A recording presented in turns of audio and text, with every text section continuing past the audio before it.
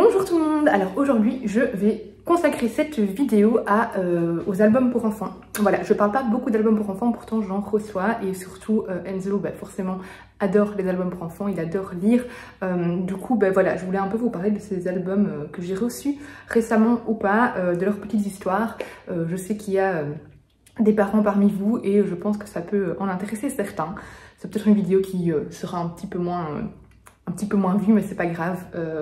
Il en faut pour tout le monde et moi j'aime bien les albums pour enfants, je trouve ça chouette, j'aime bien ce petit retour en enfance aussi et surtout j'adore les illustrations. Souvent dans les albums pour enfants c'est ce qui fait beaucoup. Bon, après il y a évidemment tout le côté un peu le message qui se dégage ou autre, mais voilà, les illustrations c'est ce qui attire le regard en premier.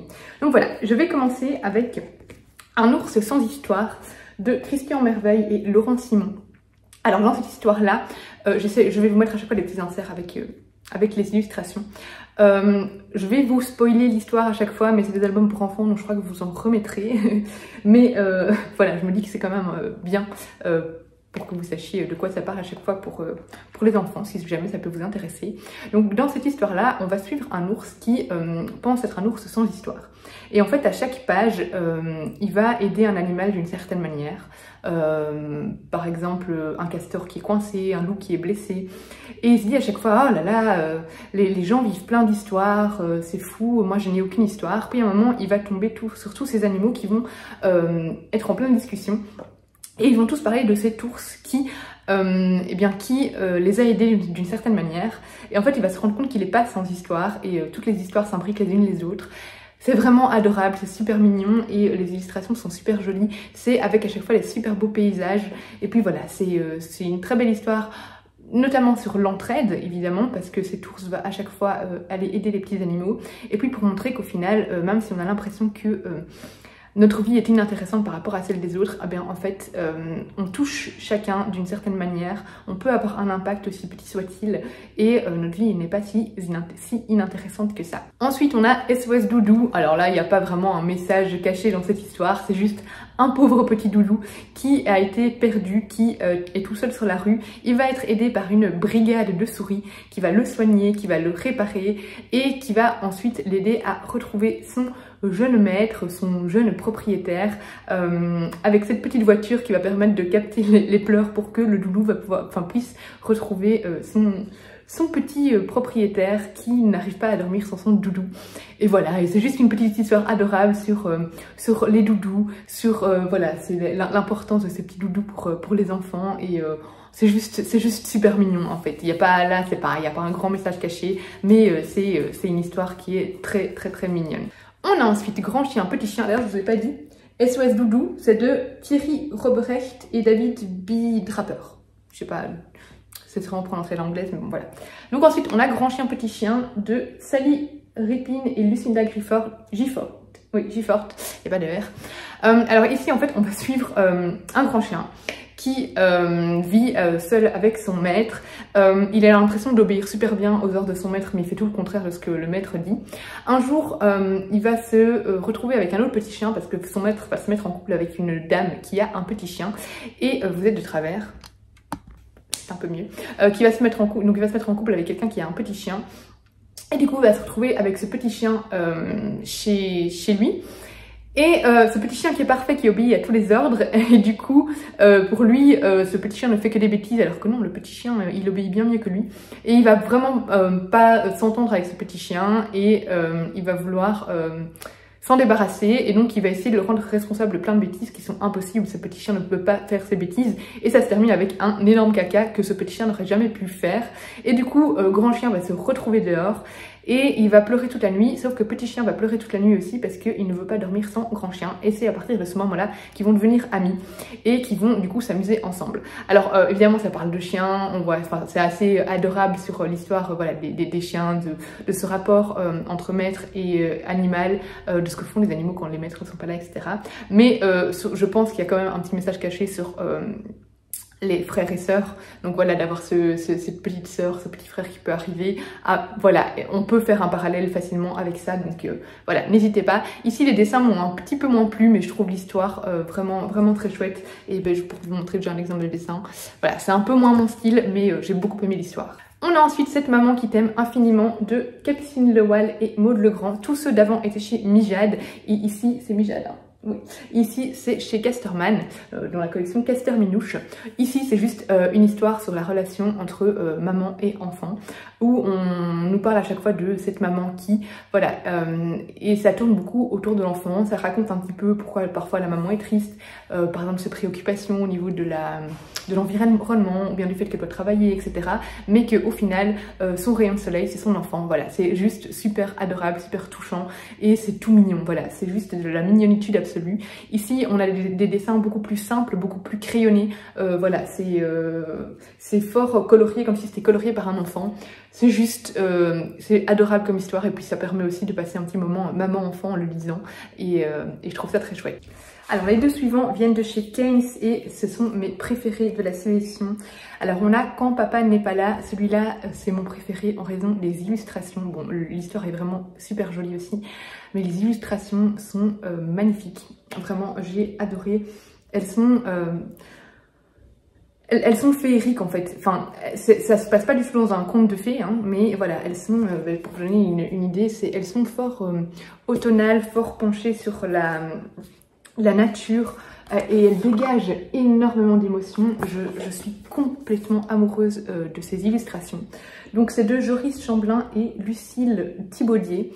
C'est chez Keynes, je sais pas si, oui, je crois que je vous l'ai dit. Alors en fait ici on va avoir un petit enfant renard qui est triste quand son papa est pas là. Son papa travaille, je pense qu'il travaille toute la semaine, et du coup il est triste parce que quand son papa est pas là, le chocolat est trop loin sur la table. Quand son papa est pas là, le chemin jusqu'à l'école en vélo est plus long. Voilà, il est triste. Et puis il y a sa maman qui arrive et qui dit oui mais moi je suis là pour compenser quand papa est pas là, pour être là pour deux, je sais très bien m'occuper de toi. Enfin voilà, c'est vraiment super mignon pour expliquer que voilà, je ne suis pas ton papa mais je mettrai des chamallows dans ton chocolat chaud, je ne suis pas ton papa mais nous irons au lac faire des ricochets et sauter dans les flaques. Et c'est très mignon, et puis à la fin il y a le papa qui rentre du boulot. Mais voilà, c'est de la mignonitude absolue. Je crois que je dis mignonitude pour tous les livres. C'est très touchant au niveau de l'histoire, je trouve. Et voilà, c'est vraiment un message, enfin un texte qui explique que bon là on parle du papa, mais voilà, s'il y a un des deux parents qui est un peu plus absent, ben, l'autre parent peut compenser pour deux, et c'est pas pour autant que cet enfant n'est pas aimé, et voilà, et l'autre papa, enfin l'autre parent va rentrer un jour et il en sera d'autant plus heureux, il pourra en profiter d'autant plus. Voilà, c'est vraiment un très très très bel album pour enfants. Je vous dis pas à chaque fois les âges, mais en fait je ne sais pas, et c'est rarement écrit. Du coup, je vous mettrai de toute façon...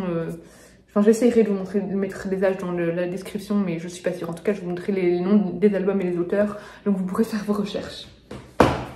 Et alors celui-là, c'est le plus beau au niveau du message qui passe. Donc c'est Le cœur rouge et or de Nestor, de René Wilquin et Annie Boulanger. En fait, Nestor, c'est un petit enfant qui a des goûts différents par rapport aux autres enfants. Donc par exemple, lui, quand il y a des journées déguisées, il aimerait bien mettre une robe.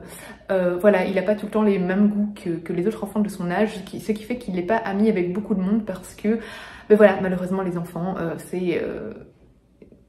on leur inculque beaucoup de préjugés, et du coup, ben forcément... malheureusement, surtout, il se base sur ce préjugé pour pouvoir exclure d'autres enfants et pour se moquer. Ça vient énormément des parents, hein, malheureusement, des préjugés que nous avons encore tous au niveau de ce qui doit être pour les filles et ce qui doit être pour les garçons. Et malheureusement, c'est nous, hein, nous adultes, nous parents, qui leur mettons tout ça en tête, hein, et la société, hein, pas que nous parents, nous adultes, mais la société globalement qui distingue encore beaucoup trop tout ça. Hein, voilà, moi je suis pas trop pour, mais donc voilà, si un enfant, un garçon a envie de jouer au Barbie, ben, qu'il joue au Barbie. Si une fille a envie de jouer aux dinosaures ou aux voitures, eh bien qu'elle joue aux dinosaures ou aux voitures, je ne vois pas le problème. Mais c'est pas encore très bien intégré dans la société. Ce livre fait passer un message ici. Donc Nestor, il doit organiser une fête d'anniversaire, mais en fait il est complètement perdu parce que le genre de fête qu'il veut faire n'est pas le genre de fête qui sera accepté dans la société. Et lui, il veut une fête de princesse, et voilà. Et du coup, il nous raconte un petit peu comment il vit ses goûts au quotidien, ses différences. Et je trouve que c'est abordé avec beaucoup de tact, beaucoup de bienveillance, et voilà, beaucoup de gentillesse. Et je trouve ça important comme album pour lire aux enfants, pour leur faire comprendre que c'est ok d'être différent et qu'il faut aussi accepter les différences des autres. Voilà, très très très beau texte que je conseille fortement. et qui cherche à casser vraiment les stéréotypes. Et je termine avec deux albums, un de Casterman, donc c'est La gigantesque petite chose. Alors ici au niveau des dessins, je n'aime pas du tout, mais par contre au niveau du petit texte qui se cache, je trouve que c'est très beau en fait, c'est très poétique en fait. On nous parle de cette gigantesque petite chose qui se pose chez chacun de nous, chez chaque personne, sans spécialement qu'elle le remarque, qui peut remplir d'émotions différentes. Cette gigantesque petite chose, c'est le bonheur. Et voilà, et c'est un petit texte qui, tout en simplicité, avec très peu de mots, parle du bonheur d'une manière très simple, d'une manière très belle, et voilà, de ces petites choses de la vie qui peuvent rendre heureux. Donc voilà, je trouve que c'est un petit texte qui est très beau au niveau de la puissance de ce qu'il dégage, même si personnellement les dessins ne m'ont vraiment pas plu. Et je termine, celui-là je l'ai depuis super longtemps, il y a déjà quelques années, je ne sais plus quand, on a fêté, enfin les Casterman a fêté les 40 ans d'Ernest et Célestine. Ernest et Célestine, c'est c'est quelque chose qui me rend nostalgique parce que c'est quelque chose que j'aimais bien quand j'étais enfant. Et bon voilà, relire ces petites histoires, il y en a deux dans ce recueil-là, c'est un retour en enfance vraiment. Donc Ernest et Célestine, pour ceux qui ne connaissent pas, c'est un ours et une petite fille qui est une souris, et en fait ce grand ours a adopté cette souris. Dans la première histoire, parce que donc ce recueil comprend l'histoire de Ernest et Célestine ont perdu Siméon et les questions de Célestine. Donc dans le premier, c'est Célestine qui a perdu son doudou et Ernest n'arrive pas à retrouver un doudou équivalent. Et dans le deuxième texte, c'est Célestine qui pose des questions sur comment elle est née, comment elle est arrivée chez Ernest. Voilà, ça parle surtout d'adoption. Je trouve que ces textes, ces images dégagent énormément de nostalgie et ils sont aussi... je trouve que les dessins vraiment dégagent beaucoup d'émotions. Ils sont aussi assez simples, mais par leur simplicité, ils sont... Enfin voilà, je trouve que c'est... ils sont parfois moins simples, hein. Il y a des dessins un peu plus compliqués comme ici, mais je veux dire, il y a des dessins qui sont, par exemple dans la deuxième histoire surtout, qui sont beaucoup plus simples, mais je trouve que par les traits, par les couleurs, ça dégage énormément d'émotions et je trouve que c'est parmi les albums pour enfants, c'est parmi les plus beaux albums pour enfants. Je trouve ça très doux, très beau, très tendre et pour moi c'est un classique. Donc si vous ne connaissez pas, n'hésitez pas à foncer. Voilà, c'est tout pour ces albums pour enfants, qui sont tous plus ou moins, à mon avis, dans la même tranche d'âge, hein. Il y en a des peut-être un peu plus compliqués. Le seul où j'ai l'âge, j'en ai deux. C'est les deux où j'ai encore le papier de Casterman. C'est La gigantesque petite chose, c'est dès 4 ans. Et Cette maman qui t'aime infiniment, c'est dès 3 ans. Mais à mon avis, pour moi, tous les albums pour enfants, à partir du moment où il y a un adulte qui accompagne, il y a moyen de lire à tout âge, même juste en montrant les dessins. Donc voilà, j'espère que ça vous aura plu. N'hésitez pas à me conseiller des albums pour enfants si vous en connaissez. Et on se retrouve bientôt pour une prochaine vidéo. Bisous!